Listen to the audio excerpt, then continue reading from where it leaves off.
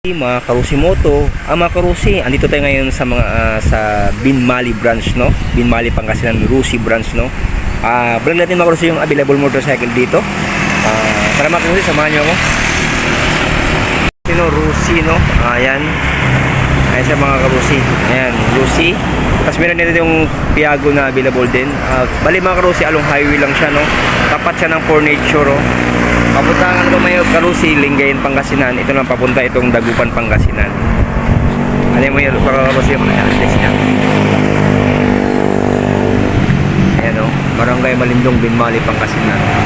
Mga Karusi. Para mapasok tayo.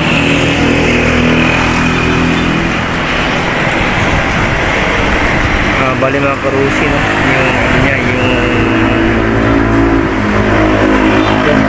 repo siguro to, repo. Tingnan natin yung takbo rito. Ayan, repo. Nasa 10,000 yung takbo. 10,325, no? Repo. Ito yung mga repo siguro nandito sa harapan. Ayan, mga Karusi. Tapos mga available dito yung ano, ito yung Rusi na ano, classic 250 FI na to. Ayan, available dito ngayon. Ayan. Tapos yung presyo naman nito, tingnan natin. Ito yung price niya.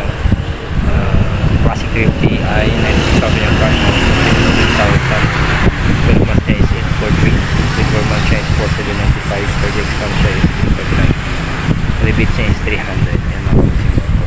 Tapos yung mga available dito mga Karusimoto, yung Ford Cruise nila na 125 available dito.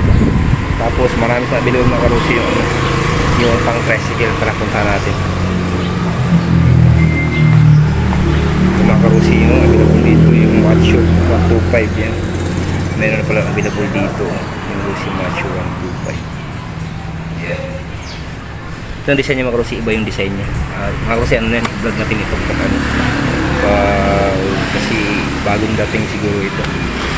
Ayan, 125. Ayan, 125 na doon. Ito yung ibang design naman yung isa. Ayan. Tapos yung Rusi Rush. Ito yung Rusi Rush nila. Ayan. Tapos yung Sword. Tapos 150 naman ito. Ito. Tapos mga Karusi, pwede rin itong magbayad ng through Gcash. Ayan mga Karusi. Through Gcash pwede yung bayad. Dito sa Rusi Binmali branch, no? Pag-require na kayo Rusi along highway lang dito sa may Barangay Malindong, Binmali, Pangasinan. Okay mga Karusimoto, salamat sa mga. God bless you, more power, keep safe, sana sa mabuti kayong kalagayan. Bye bye mga Karusimoto.